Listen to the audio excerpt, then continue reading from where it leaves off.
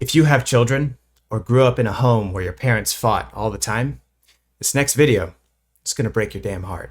This is a 15-month-old baby, a child. And over at the University of Washington, they wanted to study if children could really read the room, so to speak. And so they devised this experiment. And rather than spoil what's going to happen next, I'm just going to let you watch because it's going to leave you with a feeling inside of your stomach.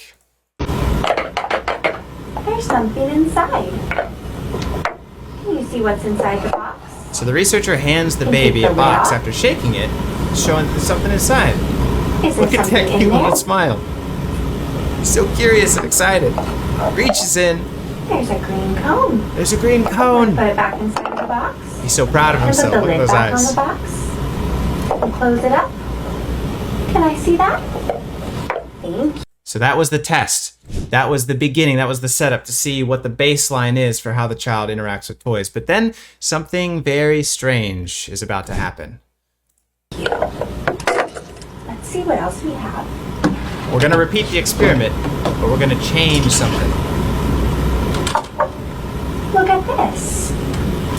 Interested? Curious? See? Demonstrating play. And here we go. Look at this. There.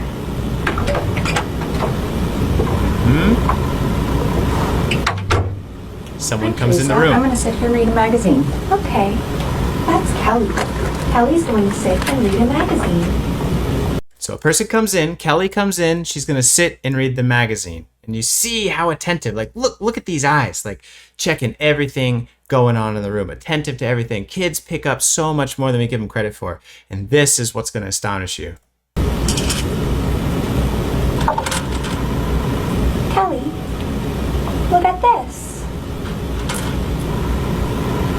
That's aggravating. That's so annoying. Oh, I thought it was really interesting. Well, that's just your opinion. It's aggravating. Notice the affect, like immediately change on this baby.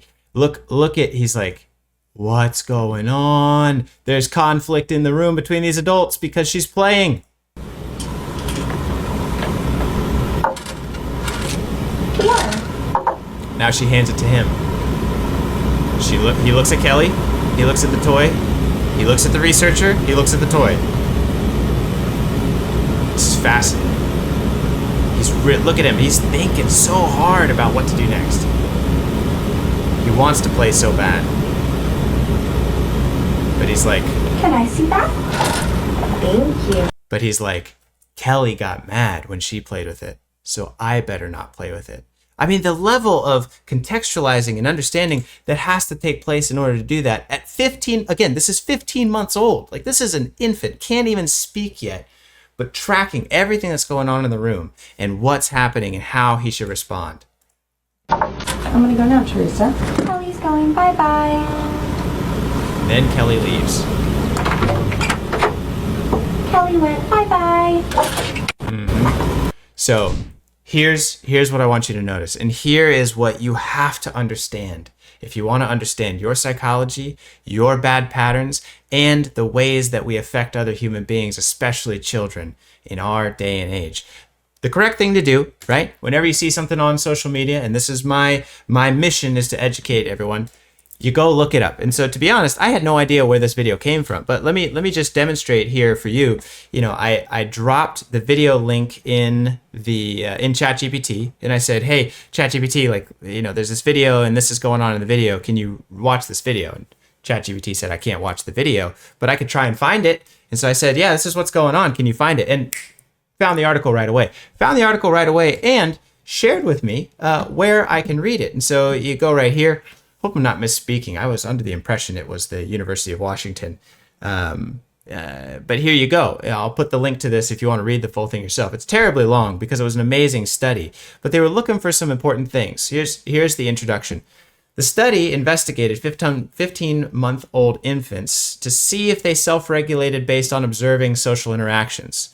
And they had a couple of different variables going on in here. But the part that I want you to understand is they looked for 3 different types of scene changes.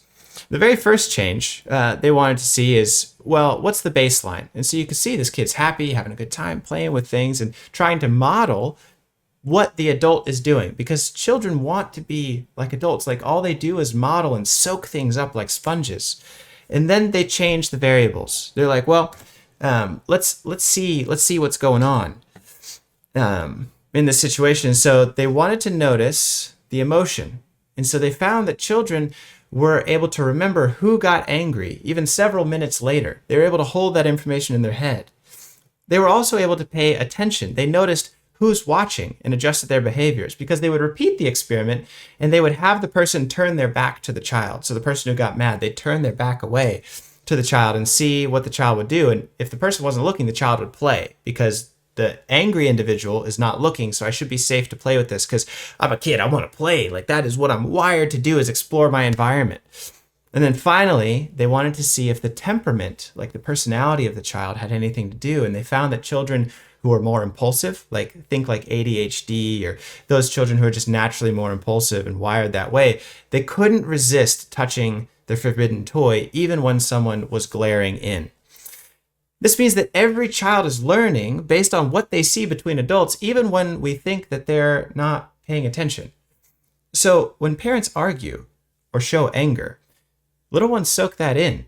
They learn that it's safe to be myself right now, or should I shrink away and hide who I am? And here's what I need you to understand. Sometimes you wake up and go about your day, and sometimes you have interactions with that cute boy that you had a date with, or that cute girl that you wanted to talk with. And you wonder, like, why am I sabotaging my relationships? Why do I hesitate to share myself? Why do I always people please? Why do I always put this mask on? And the answer is probably much deeper than you ever realize.